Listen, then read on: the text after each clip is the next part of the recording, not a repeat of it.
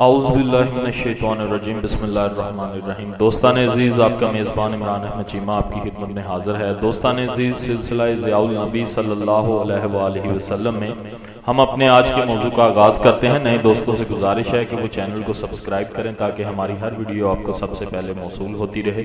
تو آئیے آج کے موضوع کا آغاز کرتے ہیں۔ ابو جہل بازار میں ایک جگہ بیٹھا یہ سارا ماجرا دیکھ رہا تھا، لیکن اسے تابع گفتگو نہ تھی، گویا اسے سانپ سونگھ گیا ہو۔ پھر حضور علیہ الصلوۃ والسلام اس کے پاس تشریف لے گئے، اسے سرزنش کرتے ہوئے فرمایا، اے عمرو، خبردار اگر تم نے پھر ایسی حرکت کی تو تمہیں عبرتناک سزا ملے گی۔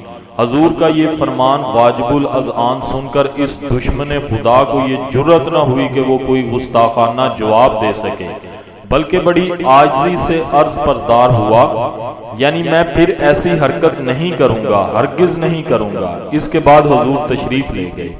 حضور کے چلے جانے کے بعد امیہ بن خلف اور دوسرے کفار اکٹھے ہو کر آ گئے اور ابو جہل کو کہنے لگے، تو نے ہم سب کو محمد فدا ابی و امی کے سامنے ذلیل و رسوا کر دیا ہے، یا تو اس کی بیعت کرنا چاہتا ہے اور یا تو اس سے سخت مروب ہو گیا ہے کہ تیرے منہ سے بات تک نہ نکلی اور بزدلوں کی طرح سر جھکائے اس کے سامنے بیٹھا رہا۔ اس نے کہا، یقین کرو میں کسی قیمت پر ان کی اتباع نہیں کروں گا۔ تم نے جس حالت میں مجھے دیکھا ہے اس کی وجہ اور تھی۔ جب وہ میرے پاس آیا تو اس کے دائیں بائیں طاقتور نوجوانوں کے دستے تھے جنہوں نے ہاتھوں میں نیزے پکڑے ہوئے تھے اور انہیں لہرا رہے تھے۔ اگر میں ان کی مخالفت کرتا تو وہ فوراً اپنے نیزے مجھے گھونپ دیتے اور میرے پرزے اڑا دیتے۔ اس ڈر کی وجہ سے میں گربہ مسکین بنا بیٹھا رہا۔ صحابہ کرام رضی اللہ تعالی عنہم پر ظلم و ستم کی روح فرسا داستانیں۔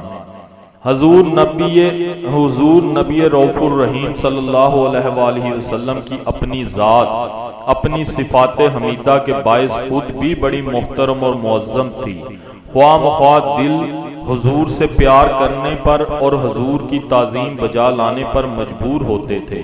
پھر حضور کو اپنے محترم چچا حضرت ابو طالب اور سارے خاندان بنو ہاشم اور بنو مطلب کی اس معاملے میں تائید حاصل تھی۔ کسی کو جرأت نہیں ہوتی تھی کہ حضور پر حملہ آور ہو سکے، ورنہ جوانان بنی ہاشم اور مطلب کی شمشیریں حضور کے دفاع میں بے نیام ہو جاتی۔ لیکن آپ نے مطالعہ فرمایا کہ اس شخصی عظمت اور خاندانی سطوت کے باوجود مشرکین مکہ حضور کو کس طرح ستایا کرتے تھے۔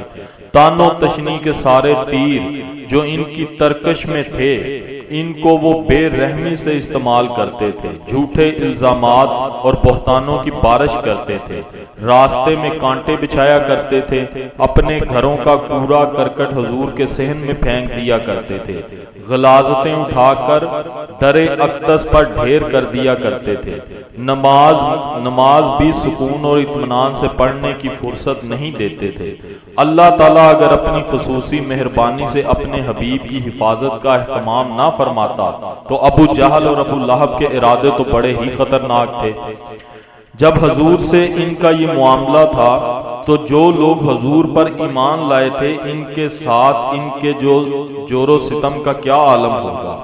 اگر ان کا بس چلتا تو وہ ان صحابہ کو بھی اپنے ظلم کا ہدف بنانے سے باز نہ آتے جو اپنے خاندان اور معاشرے میں بڑے باعزت مقام کے مالک تھے۔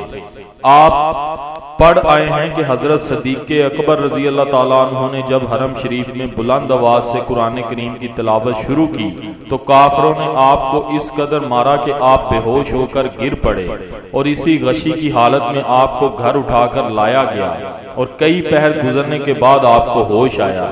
یہ اس ابو بکر کے ساتھ ان کی دست درازی تھی جو مکہ کا ایک با اثر، بارسوخ اور متمول تاجر تھا اور اپنے قبیلے بنو تیم کا سردار تھا۔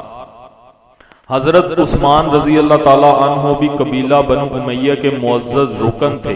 جب حضرت صدیق اکبر رضی اللہ تعالیٰ عنہ کی کوشش سے وہ مشرف با اسلام ہوئے تو ان کا چچا ان کو کچے چمڑے میں لپیٹ کر اسے رسی میں باندھ کر دھوپ میں ڈال دیا کرتا تھا۔ کچے چمڑے کی بدبو، اس پر عرب کی دھوپ، آپ حضرت عثمان کی تکلیف کا اندازہ لگا سکتے ہیں۔ اسی طرح حضرت سعد جب مشرف با اسلام ہوئے تو ان کو ایسے ابتلا کا سامنا کرنا پڑا جس کی شدت سے پہاڑ بھی ریزہ ریزہ ہو جاتے ہیں۔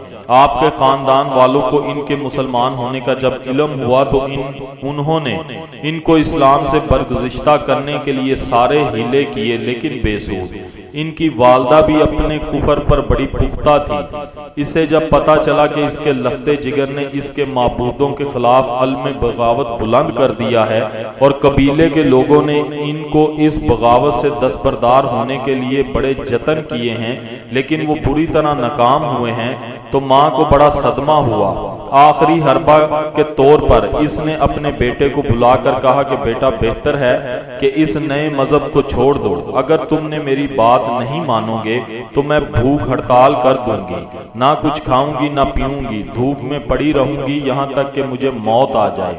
اگر اس طرح میں مر گئی تو سارے عرب میں تم بدنام اور رسوا ہو جاؤ گے کہ یہ وہ بیٹا ہے جس کی ضد نے اپنی ماں کی جان لے لی۔